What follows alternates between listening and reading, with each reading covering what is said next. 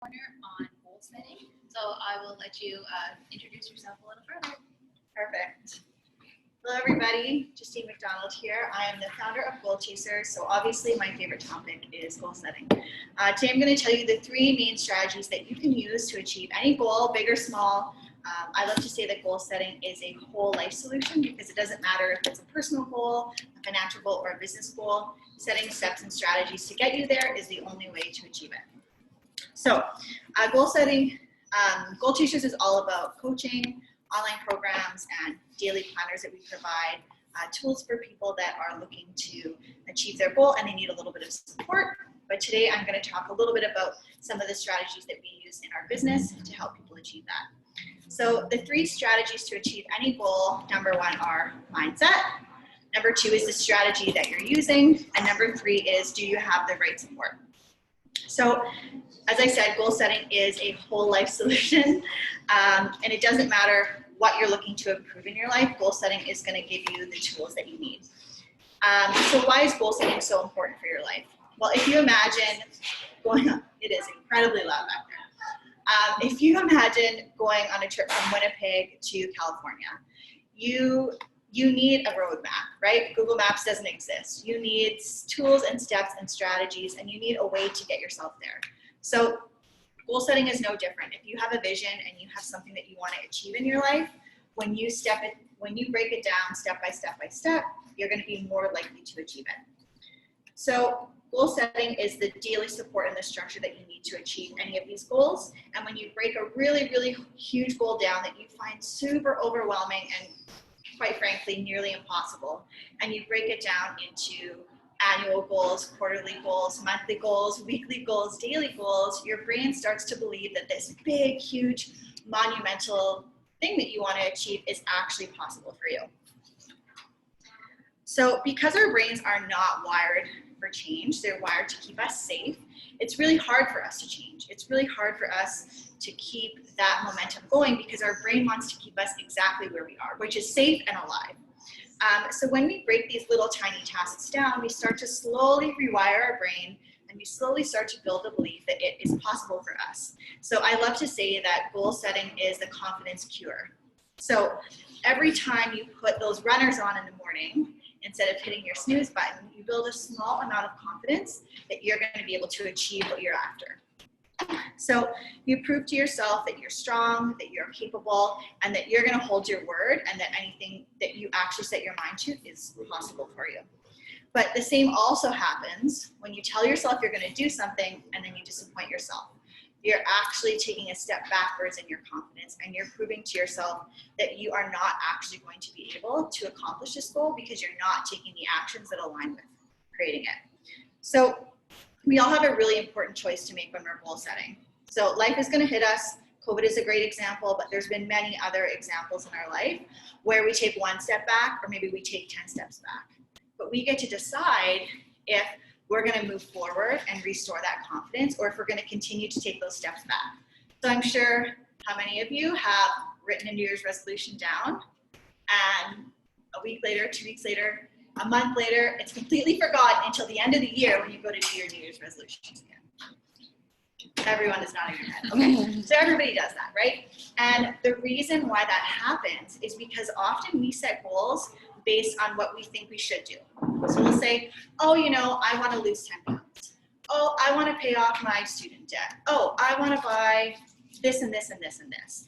And if it's not something that you really, really care about, it's not really connected to the reason why you're here and the purpose in your life, when life gets really hard and you get thrown off the track, you're just going to stop working towards it, right? You're not going to continue to push through because you really don't actually care that much. So your reason why is absolutely at the core of everything that you do. So this is mindset. So when you set a goal and you ask yourself why you want it, you have a better outcome. So if you guys think about one of the goals that you had on your New Year's resolution that, you know, COVID destroyed, what was the reason why you wanted to achieve that goal? Anybody want to share anything? So like I had a goal to just like be more active, and I just wanted to achieve it so I could feel healthier in my own lifestyle. So Okay. that would like be the one. Okay, and how is that goal going for you? Pretty good. I've been trying maintaining it, but I think it was like at the beginning, it's always a lot easier to say you're going to maintain something, and then as time progresses, it kind of like falls off the track, where you Lose a little bit of the yeah, hustle. you lose a little bit of the motivation to keep going. Right. But, So is there like a really strong defining reason why you wanted to get healthier, or it was just you felt like you should get healthier? I just think like I was just like, oh, like I just feel like it's a good way to just kind of progress in lifestyle, and it's like just to ensure that you're always moving around and just like making yourself healthier. So like that was kind of like the defining moment, just like personally, but Yes. Okay, so I'm sure everybody in this room has had some kind of health goal that they've started and then has fallen off the track, right? So when you have a loose goal, when you have a goal like, oh, I just want to get healthier, and you're not really specific about the goal that you want to achieve, it's a lot easier to not fulfill that goal because you don't have a cross list, you don't have a to-do list, you're not checking it off. So I'll give you guys a good example in my life. So when I was 19, I did a marathon in Hawaii. It's joints in motion, and my mom has really debilitating arthritis, and so I did it in Honolulu, and ever since then I wanted to do a triathlon. So I'm 35, life happens, all these years go by, and I convinced myself with every year it was like less and less likely. I'm getting older, it's probably not gonna happen for me. So last year I decided this is not sitting on my New Year's resolution list, my life goals, my bucket list for one more year. So I hired a swim coach, I started going to cycle classes, and 4 nights out of every week I spent away from my 3-year-old and 5-year-old to train for this triathlon. And for me, it wasn't just a health goal. Like for me, it wasn't about losing 10 pounds. It was about proving to myself I could do something that I didn't think I was any longer capable of doing. Because I had passed the age when you do triathlons. I had passed the age where I had the time and the energy to do something like that. And my mom got really sick when she was 40, and I'm 37 this year. So I wanted to make sure that I was showing my girls that I was doing all of the things that I thought I was capable of, so that they would feel they were capable of doing these things too. So when you have that was my reason why, right? That's a really strong defining reason why I wanted to accomplish this goal. So I'm going to be more likely to do it when I'm exhausted after a day of work and I don't want to drive to Birds Hill for 45 minutes and get in a freezing cold lake to train how to swim. I'm going to do it because it's really important to me that I complete that goal. So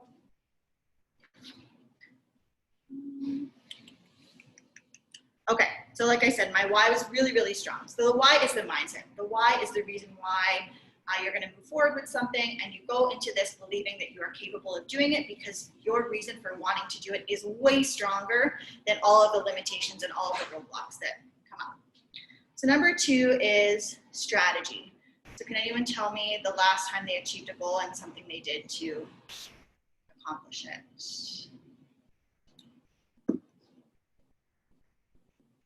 Anybody? Okay, it's okay. No pressure. So the strategy with goal setting is people often get really overwhelmed with a goal because they cannot see how it could possibly happen for them. Especially if your brain doesn't have evidence. It's something that you've never done before, or you're not surrounded by people who have done it before you, and you don't have an example in your life of how this could be possible for you. You get really overwhelmed by the tasks, right? So think about, running your own company. You're just in university, you have all of this student debt, you don't even know what you want your major to be, and you have this big goal of creating this empire that impacts the world, right? So if you're thinking about that long-term vision and you're only focusing on that long-term vision, you're going to completely feel overwhelmed, shut down, and you're actually going to start dismissing the idea that it's possible for you. But if you do what I call vision casting, and you create a vision board or a mood board, or you write out, who you want to be, what you want to be, and you focus on that and break that vision down into 5-year goals, 1-year goals, and you break it down further into daily goals, it's going to become apparent to you that if you set your mind on a goal, it doesn't matter how big it is, you just have to take tiny, tiny daily actions towards achieving it. So this starts to rewire your brain into believing that it's possible. So this is why this is the confidence cure, goal setting. It's every day you put the runners on, or you eat the healthy food, or you send the email, or you make the uncomfortable sales call, you start to believe that it's possible for you. So vision casting, super important. Vision casting is a really exciting experience. It's a very personal experience, so it's something that you do alone, but you write down absolutely everything that you dream of having in your life. How do you want to feel? How do you want to look? What are the people you want to have in your life? And what are some of the experiences? Maybe it's travel, owning a home. What are some of the things that you want from your life? And you make a vision board. So you cut out pictures, you cut out words that inspire you, and things that make you feel really, really good. And then you write down all of the different ways you think you could make this vision possible. So how could you actually make this a reality for yourself? And understand that goal setting is a process and it's growth. So as you start goal setting, you're going to grow and change. And the ability for you to achieve those goals and the ways that you've written down, you're going to add to that list because more ideas are going to come to you as you learn. So you write down all of the different ways that you could possibly achieve that goal. Then you take those and you break them in. Okay, so for example, you want to run a business. Okay, so then what are the tasks you need to do in the next 12 months to make that a reality? If you're a student and you want to start it when you're done graduating, there's probably some steps that you would take towards completing your education. If you're already graduated or if you already run a business, maybe in the first year you get your website up, you make some sales calls, you get your logo designed. So you start writing down all of the tasks that you need to do in a 12-month period. So you start to see this really big vision down into the next year. What can I do in the next 12 months? Then you break it into quarters. And this is where you start getting really accountable to these tasks that you've written down. You break them into quarters. So if what needs to be done first? I need to register my business name. I need to get someone to design my logo. I need to get my website up. Whatever the steps are for you, or whatever the fitness goal, the health goal, the relationship goal, and you break it into quarters. Once you've broken it into quarters, then you take those tasks and you start breaking them into months. So what I really like to do is I assign an hour value to it. So I'm a busy mom, I run a business, I have 2 small kids. So I need to know that I'm gonna have enough hours to complete those tasks within reason. So website development, I know to do my website is about 80 hours. So I take a monthly calendar out, I plug in all the things I know I have to do that month, and then I assign a number for each of the tasks I'm going to do that month, and I plug it into the empty spaces every month. So I can start to see, okay, a lot of us say, oh, we don't have enough time, we don't have enough money, we don't have the right resources. But when you get really accountable to the tasks that you need to complete to create the impact you want in your goal, and you start breaking it down into your own daily life, you'll start to see that you have a lot more time and you have a lot more resources than you think. So you break it down into the month. And then every week you create a task list, and every day you break it down into each day. So I also use something called a power list. So every day I have 3 tasks I need to complete, and if I've completed them, I get a W, meaning I won the day, and if I didn't complete them, I get an L, meaning I lost the day. So this is another mind trick. It really helps you as you go through, whether you use a day planner or just a notebook for your goals. It really helps your brain to start to see the progress for yourself. If you go through your notebook and you see all these W's, you start to really build that confidence for yourself that you can do it. And if you see a couple of L's and you're a competitive person, you're like, okay, time to shape up, gotta get back on track here and work towards my goals. So that's what I like to do. I take that really, really big vision, I break it down into really, really, really small digestible tasks so that I can see the bigger picture and I can start to understand that it is possible for me as long as I contribute to it and as long as I believe that it is possible for me. Okay, so the last thing,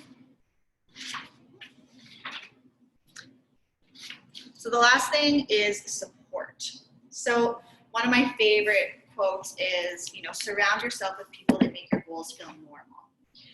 And why this is really important, a place like Table Space is really great, online forums, having a coach, being in any kind of program is really important for you because a lot of the goals we're trying to achieve, people in our family probably didn't achieve them. or people in our social circle probably aren't doing those things. So if you go home to a partner, a husband, a boyfriend, or talk to your closest friend, and they think your goal is nuts, like they think it's way out there and completely unachievable, well then chances are over time that's going to start to wear on you. But if you go into a room of people, or you have a partner that's building a business or doing something similar to you, or has done something that you want to achieve, it's going to be a lot easier for you to believe that it's possible for you, and you're going to start to feed off of that belief, because 80% of goal setting is mindset, 10% is strategy, and 10% is support. So the most important part is really believing it's possible for you, and you'll start to take those actions. So creating a support system around you that allows you to believe that it's possible for you, that encourages you, and it doesn't have to be people that you know. Like for me, when I first started building my business, I listened to a lot of podcasts, watched a lot of YouTube videos. I went to a lot of conferences in the US, and I surrounded myself with people that were doing what I wanted to do, but they weren't in my immediate social circle. So because of the online space, there's so many resources and so many ways that you can connect to people that are doing what you want to do and are further along, and can be that example for you if you don't have it in your immediate circle. So those are my 3 goal setting tips. So we have mindset, we have strategy, and we have support. All of them need to work together, but the most important thing for you guys, when you guys put something to paper, is connecting to the reason why it's important to you. And that 80%, that mindset piece of goal setting, it's going to help you through the last 20% of goal setting. So that's what I have for you guys today. And if you guys have any questions, let me know.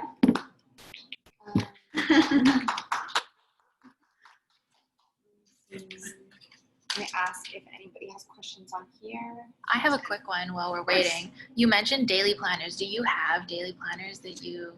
Yeah, so I just created a daily planner. It's called Mama's Got Goals. So it's catered specifically to moms who have busy lives and have a really hard time giving themselves permission to put their focus on their goals, because their life is busy and their family is busy. So it's a system designed specifically for that right now. So I have a digital version available right now at the Goal Chasers, my Instagram, and then I have a printed version that'll be launching the first week of October. Yeah. Yeah. Sorry, go ahead. No, that's it. That's the planner that I have right now. The majority of my clients that I coach are women, so to really focus on that. And when I became a mom, I really lost sight of goal setting, so it was a really powerful tool for me, and it's why I started Goal Chasers. It was a really powerful tool for me to get back on track. I was a really high achiever when I was younger, and I had kids, and I thought, my life had kind of exploded with all of these new rules and expectations, and I lost myself for a little while, and I got back into goal setting, and I found myself again. So very passionate about helping moms have that same transformation. My question was how I feel like I set like a lot of goals for myself. Become like a therapy session. But I just have trouble like following through with them, and then like I'll start it for the first maybe 3 weeks or something, but then I always I tend to fall off all the time. Yep. Or so what's your thing of I think this W or L method is actually gonna work for me. Hopefully I'll get better. But what's your thing to keep yourself committed to your goals 2 months or 3 months later? Because I think that's my thing. I'll stay good for 2 months, and then last month I'm where did I go? Yeah. So that's connecting to your reason why. So if you look at that goal and you ask yourself, you remove your peers' opinions, you remove your parents' opinions, you remove society's opinions of what you should want and who you should be in your life, and you think about, okay, what do I want for myself? Who do I want to be? What's my legacy, right? What do I want to do in this world? And you remove everyone else's opinions. Chances are, if you're not achieving your goal, it's because you don't care enough about it. It's something you feel like you're supposed to do, that you should be doing, but it doesn't actually really matter to the person you want to be, and that's why it falls off. So you can keep up with it for a little while, and then you're like, you know what, it's not worth it because I don't really care as much as I thought I did. What about things for I know it's for health, for example. Everyone should try to stay healthy. Should. Yeah. Well, if you want to live, yeah, you got to try and stay healthy. But that's like, I guess it's like a should that should be in everybody's life. Yeah. But like, how do you make that more important? For example, like it should be an important thing in your life, and if it's not, like, I guess how do you refocus that? I don't know. So you would connect to the reason why you want to be healthy. So for me, my mom got sick when I was 40, and her life was never the same. So a lot of the things she wanted to accomplish in her life, she was very, very smart. She could no longer do those things because her body wouldn't allow her. So I want to stay healthy personally because I want to be there for my kids and be a great example of what is possible for them in their life. And I need a healthy brain and a healthy body to be able to do that. So if you're having a hard time sticking with something you know is a core value for you and it is something you want, then think about the reason why you want to be healthy. Think about the consequences, right? Like, what's that negative consequence if you don't ride your bike to work? And you just take the bus all the time, right? Like, what are those what are all those consequences for you? Yeah. And connecting to your reason why is always going to be the most powerful tool. And the amazing thing about that is it's one strategy, but it's different for everybody because everybody's reasons why is different. And that's why goal setting, there's multiple strategies, but not everything works for everybody. Like, some people don't like to have a solid date. Some people like to just let things happen and just take opportunities as they come, and dates actually make them feel really constricted and really claustrophobic, and they shut down. Versus when you just create a vision for your life and you start to build things out, you don't have to put a date to it. You can say, in my lifetime, I'm going to continue to show up and follow opportunities as they come, knowing they align with the vision I have for my life. Versus, I need to have this done by the end of 2021. So it's different for everybody. You just got to know yourself and connect to that reason why it's super important to you. Okay. Yeah. Anybody else? Okay. Well, Yeah. Thank you. No, she has a question. Oh, pardon. No, I was just gonna ask, when you were talking about like the vision boards, you're going more in depth with like the monthly, the weekly, and like how you kind of like arrange it. Like, I missed it. Don't tell me. Sure, like how I create a vision board. Yeah. So a vision board, you can do a short-term vision board. So you could do something for a month or for 6 months. Personally, for me, if it's on a vision board, it's going to be like a long-term goal. So I see, like a beachfront house with my husband, and we're like running in the sand and happy with my kids. I envision myself on a big stage speaking to millions of people. These are big, big goals, because those are the things I eventually want to work on. And I know that I'm never going to get there if I don't break it down into daily tasks that align with that big vision. So if you have something, say, you're working on in 6 months, and it's something you're really struggling with to like stay consistent with, you can make a vision board for the next 6 months and look at it every day. And it actually helps you connect to that reason why. So when you're frustrated that we often shame ourselves and guilt ourselves and feel like we're lazy for not following through with things, but really we just need to remember why we're doing it. And a vision board is a really good tool. So you can use magazines, you can print things off on the computer, write words that are really inspiring to you. You just look at it as a reminder. So there's no real timeline. It can be a short-term one. I personally use a 5-year one. Yeah.